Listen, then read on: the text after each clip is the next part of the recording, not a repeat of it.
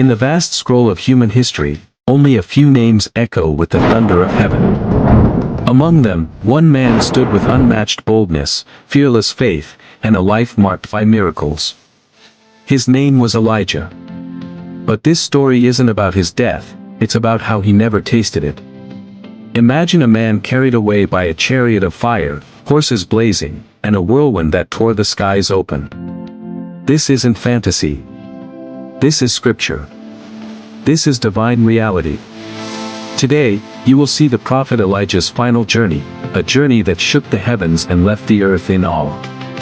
Stay with us for a story of fire, faith, and a legacy that still burns. It began quietly. At dawn, Elijah and his student, Elisha, walked out of Gilgal. The wind was calm, the path dry, but the weight of something unseen hung in the air. Elijah had been a prophet for years, confronting kings, calling down fire, and raising the dead. Today, he knew his time had come. Not to die, but to ascend. Turning to Elisha, he spoke gently, "Stay here, for the Lord has sent me to Bethel." But Elisha clung to him, "As surely as the Lord lives, and you yourself live, I will not leave you." What Elisha knew in his heart was this: something historic was going to happen, and he would not miss it. At Bethel, the young prophets came out, their eyes wide with concern. "Do you know that today the Lord will take your master from you?" they asked Elisha.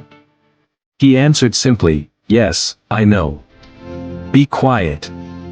From Bethel to Jericho they went, and again the prophets asked. Again Elisha replied with the same quiet resolve. Elijah's presence alone caused unease. The ground seemed to know, the wind seemed to whisper, something was coming. And then they reached the Jordan. A wide river. Flowing, alive. But Elijah, calm and undeterred, took his mantle, the symbol of his calling, his power, and struck the water. The moment the cloth touched the surface, the river responded. Like a divine command, the waters drew back, revealing a dry path across. The two walked through, side by side. On the other side, silence fell. And in that holy moment, Elijah turned. Elijah looked upon his faithful companion and asked, "What shall I do for you, before I am taken from you?"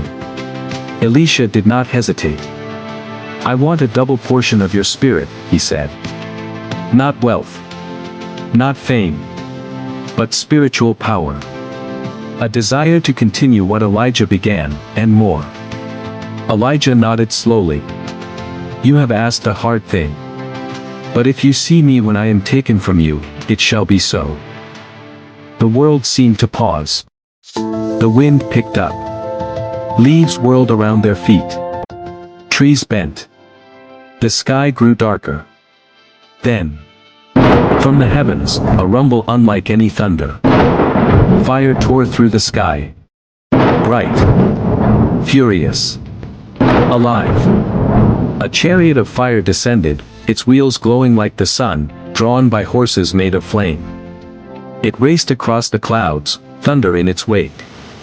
The whirlwind came next. A vortex of divine power, roaring, swirling, pulling. Elijah was lifted, his cloak whipping through the air, his eyes locked on Elisha. Elisha cried out, "My father! My father! The chariots and horsemen of Israel!" And then, in a blaze of glory, Elijah vanished into the skies. Not dead. Not buried. Taken. The fire disappeared. The clouds closed. And gently, like a whisper, Elijah's mantle floated down and landed at Elisha's feet. He reached out, trembling. It was more than a cloak. It was the symbol of God's call. The passing of power. The mark of destiny. Elisha returned to the river. The Jordan flowed strong. The moment of truth had come. He took the mantle, struck the water, and cried, "Where is the Lord, the God of Elijah?" And once again, the waters split. The prophets watching from afar fell silent in awe.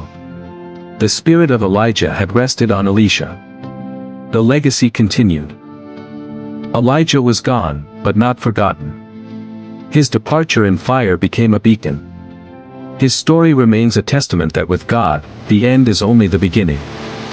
And to those bold enough to ask, faithful enough to follow, and brave enough to believe, the mantle still falls. What mantle are you ready to carry? If this story ignited something in your heart, subscribe for more vivid Bible animations. Like, comment, and share with someone who needs a spark of faith today. New episodes every week. Don't miss what's coming.